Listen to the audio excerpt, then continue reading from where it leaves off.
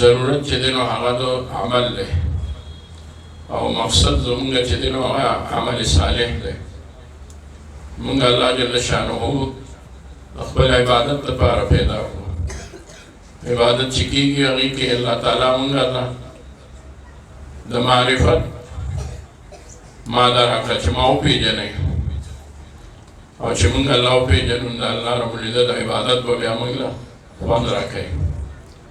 ځکه چې عابد د خپل معبود هغه لوی شان وپېژني بیا به دته په عبادت کې لذت او حلاوت راځي. د دې زمانه کې یو بزرګ تېر شوی دی، حضرت مولانا شاه فضل الرحمن گنج مراد آبادی رحمت الله علیه یو بزرګ تېر شوی دی. هغه به فرمایل چې زه کله سجده لګوم دغه وخت کې بیا زه محسوسوم چې ما ته الله تعالی د خپلې مینې هغه اظهار را سره کوي، نو بیا زما د سجدې نه زړه نه کېږي. نو دا لذت چې محسوس شي بیا خبرو ته ضرورت نه وي، بلکې دا زمونږ او ستاسو د دې ترغیب دپاره دا علما بیانونه کوي چې زمونږ دین سره مینه پیدا شي. مینه نه پیدا کېږي چې بنده د هغې نه پوره خبر شي، صفات بنده ته معلوم شي، بیا د هغې نه بنده خبر شي نو بیا ورسره ډېره مینه کوي. او زما په خبره پوهېږئ. نو زمونږ والد صاحب رحمت الله علیه به فرمایل مولانا امرار الله صاحب دي، حافظ صاحب دي، مفتی صاحب دي، دی ټولو هغوی سره ډېر وخت تېر شوی دی. هغوی به اکثر بیان کوي چې د الله دې زمونږ دا دعا به یې کوله چې الله دې زمونږ دې کشرانو له د دین او خپله مینه ورکړي. نو چې مینه راشي نو بیا به د نورو خبرو ضرورت نه وي، بیا به ورته د دې ضرورت نه وي چې دا کوو که نه کوو. وی چې مینه راشي نو بیا هېڅ ته ضرورت نشته. نو چې مینه راشي نو مونږ بیا هغې ځای ته په خپله ځان رسوو. اوس خو مونږ ته تبلیغي حضرات مینت کوي چې راشئ. د خانقاه شریف سالکین مونږ ته وایي مونږ سره ذکر له ورشئ. دغه شان علما وایي مدرسې ته راشئ پروګرام دی. دغه ځکه وایي چې مونږ ته له هغه مینه نه ده حاصله شوې، یعنې چې مونږ ته د دې هغه لذت او حلاوت محسوس شي مونږ ورپسې بیا ځو. او چې څوک کوم کار کې بوخت شي او هغې سره مینه پیدا شي هغې بیا هر څه پسې ځي. زمونږ باچا صاحب و، هغه به عجیبه خبره کوله، هغه به وی دا چرسیان چې وي چرسیان نو دی لومبیا چې چا باندې په چرس وي راړئ که نه نو یو څو وخته پې خپله لږه خرچه وکړي، نو دی ته بیا دا خرچه وباسي، ځکه هغه بیا اما کمانه وي چرس را پیدا کوي او یې راړي. نو دی په یو څو ورځې محنت وکړي نو یې مونږ ولې د چرسیانو نوم لاندې په دی به مونږ محنت کوو، خیر دی لږه خرچه به پې کوو که نه.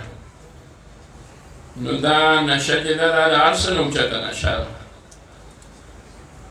دې نشه کې د الله د مینې په نشه کې ډېر خوند دی.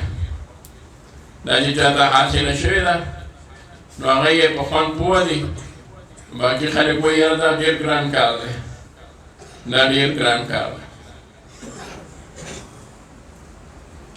او هغه یې د خوند نه خبر دي، هغې د هغه لذت او د هغه حلاوت نه خبر دي. لکه چې څوک د شپې پاسي الله دې مونږ تاسو ټولو له توفیق راکړي او الله ته ودرېږي نو د هغې په خوند هغی خبر دي. نو چې هغه خوند هغی واخلي نو د هغی د هغه مشقت ذکر الله کوي چې ګران کار یې کړی دی. دی دنیا کې بنده لږ په ځان تکلیف تیر کړي نو راحت به ومومي. په دنیا کې هم تاسو وګورئ د دنیاوي کارونو کې نو چې څومره خلک د دنیا محنت کوي نو هغوی کې ځان کاڼئ.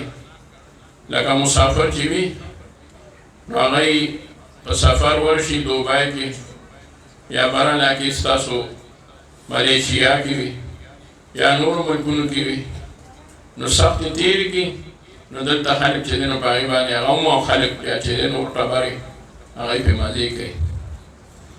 نو دا حافظان او دا قرآن خوانه ماشومان دی باندې دا سختې نرمې رالې. دی په باد او باران کې هم دی مدرسې ته راغلي دي، دی په ګرمای سردای دواړو کې مدرسې ته راغلي دي. په دی باندې مور او پلار دا پیرزونه وه چې دی قرآن یاد کړي او قرآن ووایي. اوس دی الله زره دی ټولو ته ښکلې زندګي ورکړي او دی لا بلوغ ته نه دي رسېدلي. الله دې بیا عمل صالح نصیب کړي او د ماشوموالي نه دې الله رب العزت سره زمونږ د ټولو کشرانو نیکان او صالحان کړي. نو چې دا حافظان وي نو دی محنت وکړو او مور او پلار ته به په قیامت کې تاج وسریږي. تاسو ته هغه حدیث علماو ویلی دی که نه؟ ویلی دی درته نو چې تاج ورته په سریږي خو دې ویلی دی، ما ته پته ده علماو دا ویلی دی چې تاج ورته په سریږي نو هغه تاج چې د هغې رڼا د نور د رڼا نه سیوا ده خو په هغه وخت کې چې هغه نور راکوز شي کورونو ته نو دغه رڼا به د دې تاجونو نه د مور او پلار د تاجونو نه ښیي. بیا به دی چې دی ځان سره هغه څوک جنت ته بوځي چې هغه د جهنم فیصله پې شوي نو هغه به هم ځان سره بوځي. نو دا د دنیا په اصولو کې چې څوک بهر ورشي نو ټبردار ورسره ډوډۍ او معاش او ژوند ښکلی تېروي او ډوډۍ خوري. نو دې حافظ دلته ځان وکړو دی به زمونږ هلته انشاءالله په کار راځي. دا حافظان به زمونږ هلته کې په کار راځي. د دې حافظانو په سر به مونږ هلته کې مزې کوو. مور او پلار ته به تاج په سریږي. الله به دومره لحاظ کوي، الله به دومره لحاظ کوي چې د دواړو جهانو سردار محبوب رسول الله مبارک صلی الله علیه وسلم فرمایي چې دا به مور او پلار ته په سریږي. د ده به خپل ډېر اوچت مقام وي چې مور او پلار ته دا مقام حاصل شو. الله علم دی چې هغه د ده کوم مقام دی هغه به د ټولو خلکو نه څومره اوچت وي. نو دا به د ده د هغه محنت صله وي او زمونږ ستاسو دپاره دی الله دا حافظان شفیعان وګرځوي.